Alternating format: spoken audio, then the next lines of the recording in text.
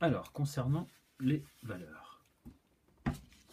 Alors, sur notre galbe, donc si on imagine toujours la lumière qui vient du côté, donc ça veut dire que la zone la plus sombre, bah, ça va être ici la face opposée.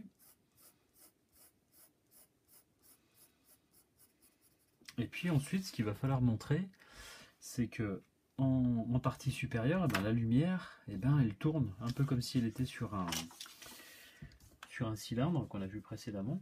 Donc là, elle va rester claire ici au bord, si elle vient de la droite. Et puis, on va essayer de travailler de manière linéaire, comme ça. Un dégradé.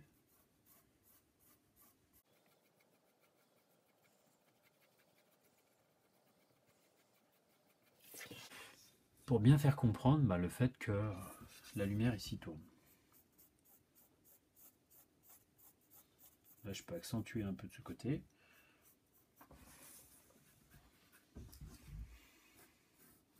Concernant l'ombre portée, bah, je vais la considérer de manière assez simple, hein, comme si c'était un parallélépipède. Donc je vais simplement faire une petite... Officiellement, ici, il faudrait que ce soit galbé, on va dire. Allez.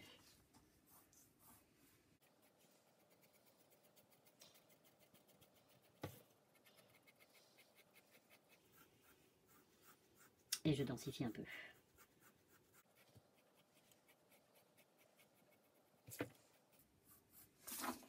En évitant de faire trop l'effet de contour. Donc voilà pour la partie mise en volume du galbe. Alors, là on va davantage s'amuser avec le X extrudé. Donc on imagine toujours que la lumière vient d'en haut à droite. Donc ça veut dire que les faces les plus sombres de mon volume, ça va être forcément celle qui est ici en dessous, celle qui est ici en dessous. Ça va commencer à me donner un peu des indications sur la mise en volume. Et puis après, les faces directement opposées à la lumière, donc celle-ci, celle-ci. Et puis après, il y aura plein d'autres faces où je vais être un peu intermédiaire, quoi.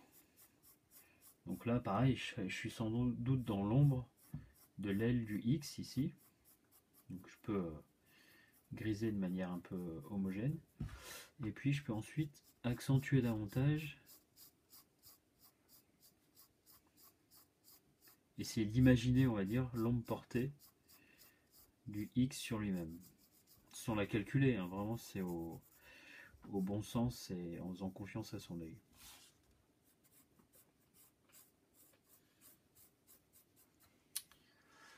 Voilà pour ça.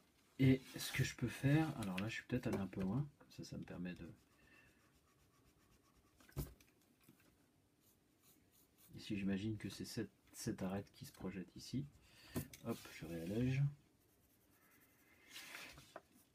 Et après, concernant l'ombre portée, pareil, je vais essayer d'imaginer quelque chose de pas trop compliqué. Donc ombre portée qui va aussi par là. Hein.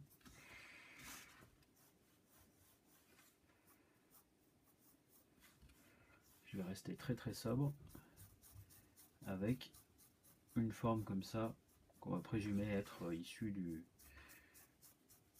volume que je viens d'obtenir.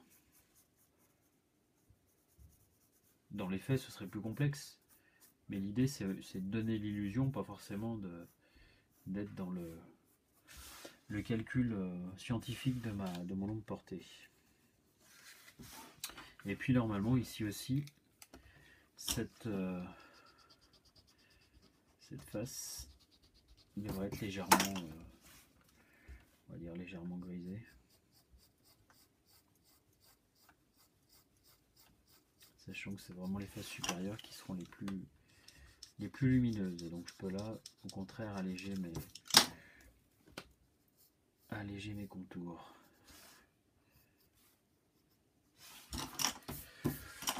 Voilà pour le X extrudé.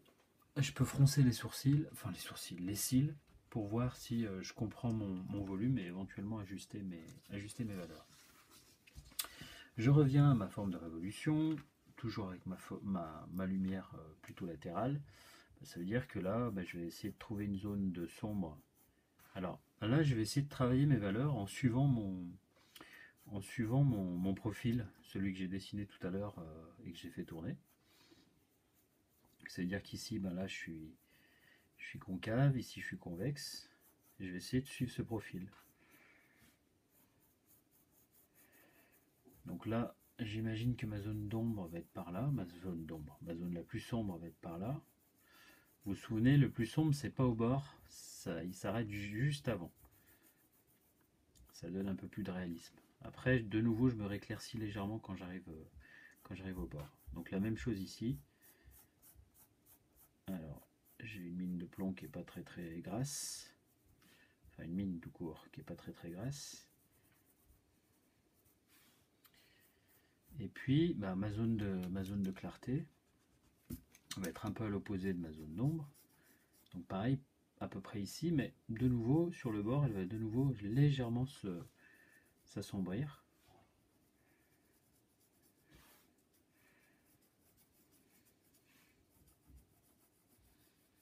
Et libre à vous ici d'ajuster. L'idée, c'est qu'on comprenne bien que la forme tourne, que j'ai ce côté un petit peu ventru au niveau du bas du flacon, le côté plus concave au niveau du haut, ça lui donne un peu de tonicité. Et puis ici, je suis sous le bouchon, donc là je peux accentuer les contrastes.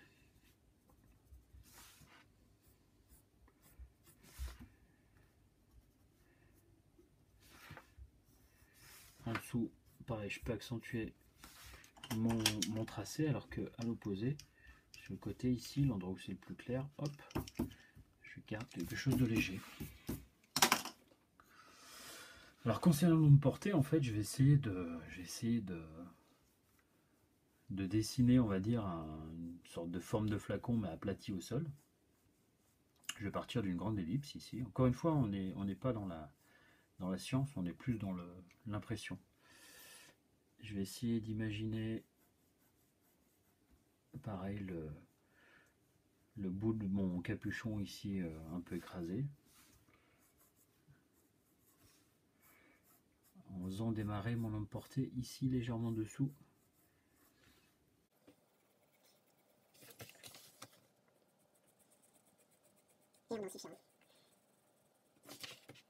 L'idée étant qu'elle soit plausible, plus que parfaitement réaliste. Elle me paraît plausible.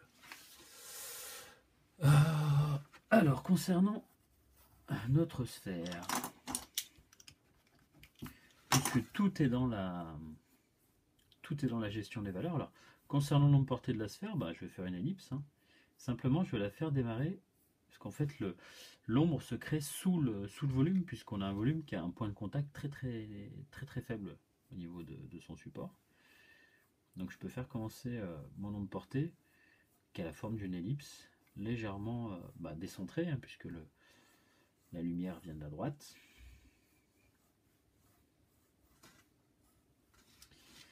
Et de la même manière, donc ça c'est mon ombre portée, et je vais avoir une zone lumineuse qui va être par là, sans faire trop broyer, mais je pourrais. Et à l'inverse, une zone de sombre qui va être ici à l'opposé. Et en fait, donc, correctement traiter en valeur la sphère, ça va être ça va être travailler en concentricité par rapport à la zone la plus claire, pour aller vers la zone la plus sombre, en essayant d'être le plus régulier possible. Alors, ça dépend de l'outil que vous avez. Ici, avec un crayon, c'est plus compliqué.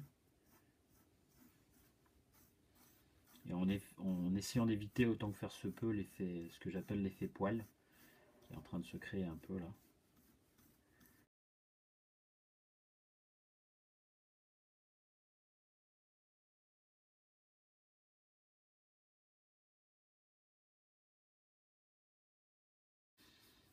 Donc l'idée c'est ça, c'est par les valeurs de bien faire comprendre le volume. Et là petit à petit on comprend que c'est pas un disque, c'est pas un galet, mais je suis bien face à ce que je présume être une sphère.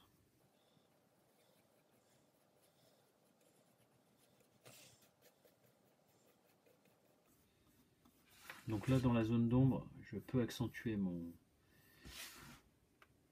je peux assombrir mon contour et je le laisse très léger au contraire dans la zone claire. Et puis là, je vais pouvoir commencer à m'attaquer un peu à mon ombre portée.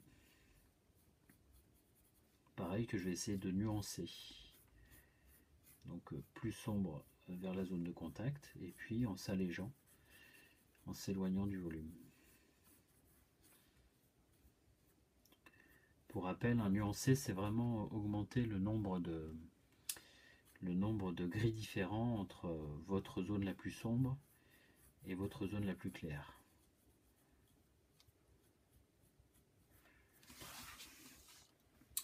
Donc voilà pour les valeurs de la sphère. Alors, on revient ici à des choses un peu plus construites. Bah là, en fait, je vais travailler mes valeurs en mélangeant ce que je connais au niveau des parallélépipèdes, c'est de se dire la face la plus claire a priori au-dessus, donc je peux un petit peu alléger mes contours.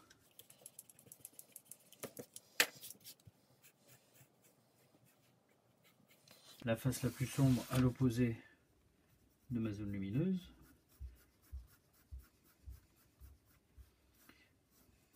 Mais il y a une nuance, puisque souvenez-vous, ce qu'on a dessiné ici, ce sont des portions de cylindres. Donc souvenez-vous, les portions de cylindres, on avait tendance à les traiter dans la direction de leur supposé, ici, axe de rotation. Donc là, je vais du clair ici jusqu'au sombre ici. Alors du clair, de l'intermédiaire, on va dire, qu'on pourrait avoir ici tout le long.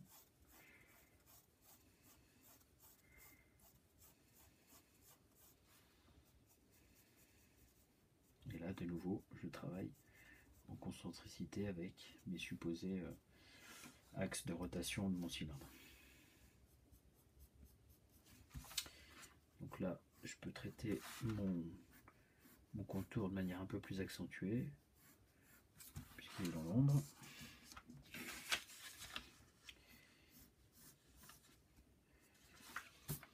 Et puis concernant l'ombre portée, c'est un peu l'ombre portée du parallélépipède, sauf qu'ici, on ne va pas attaquer à partir de l'arête ici, mais en tangence de la forme obtenue, et puis je peux arrondir aussi mes angles dans mon ombre portée.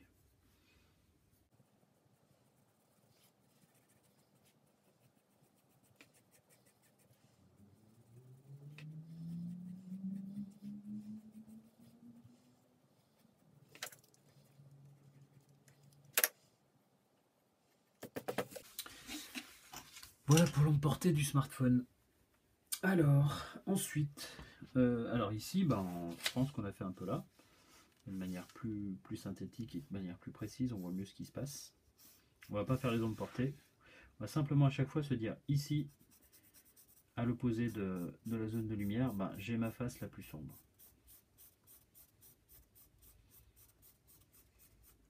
Ma lumière vient plutôt du haut, donc ici, j'ai une face intermédiaire. Et puis ici, la face la plus claire, ici en haut. Alors je peux amoindrir un peu la tangente ici. Et qu'est-ce qui va se passer? C'est que là, je vais traiter ça comme une portion de cylindre. Donc je vais aller de mon gris intermédiaire ici. Je vais amoindrir un peu les tracés bleus, si je peux. Je vais aller de mon gris intermédiaire ici, jusqu'à mon blanc en haut.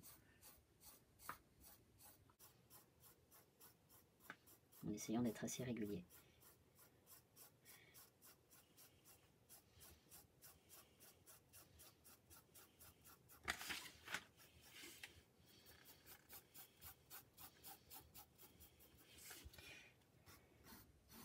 Et de nouveau dans les zones d'ombre, je peux accentuer mon contour.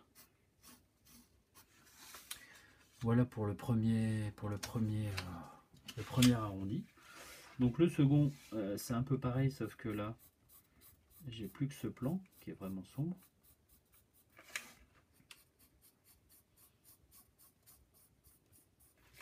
j'ai plus que ce plan pardon, qui est vraiment intermédiaire. Et je vais à la fois traiter ici du sombre vers l'intermédiaire comme un cylindre, donc de manière linéaire comme ça.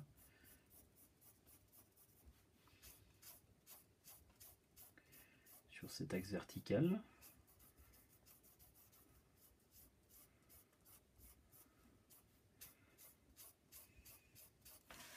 Et puis sur l'axe, on va dire horizontal, là je vais aller du blanc à l'intermédiaire, pareil, en essayant d'être linéaire, mais dans cet axe.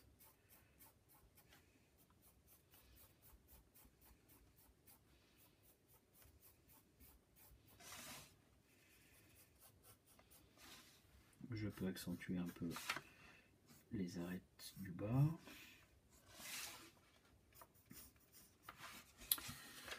Donc là j'ai quelque chose qui tourne un peu, alors je peux l'accentuer un peu, ça ne va pas beaucoup là.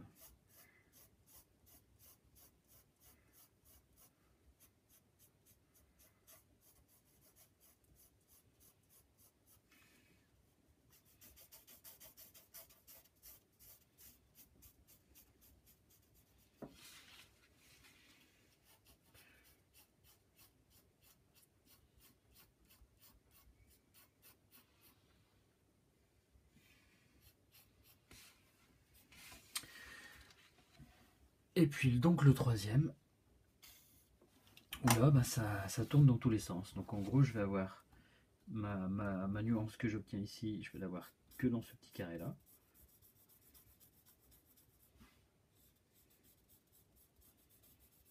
La nuance intermédiaire, je vais l'avoir que dans ce petit carré là. La nuance la plus claire là au-dessus. Je vais essayer d'alléger un peu la construction.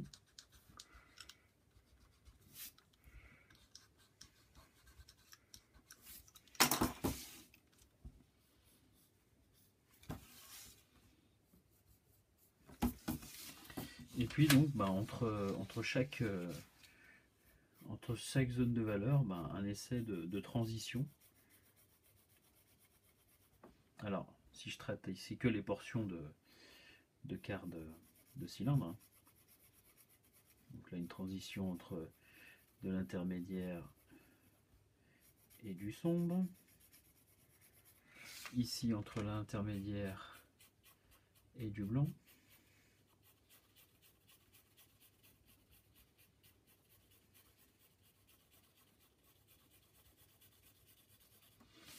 Et ici entre du sombre et du blanc.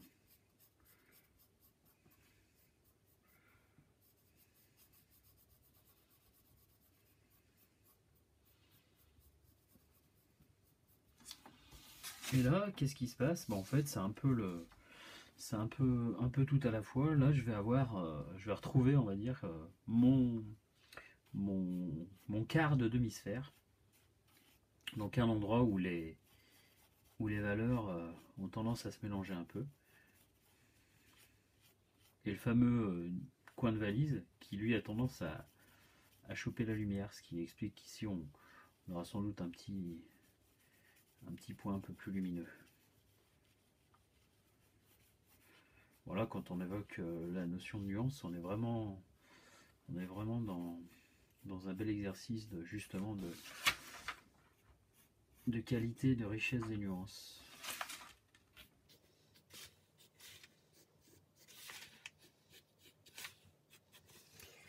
Donc voilà pour le côté nez de valise. Donc si j'associe cette approche à celle-ci, on arrive à couvrir quand même un éventail de volumes simples et un peu plus élaborés assez large.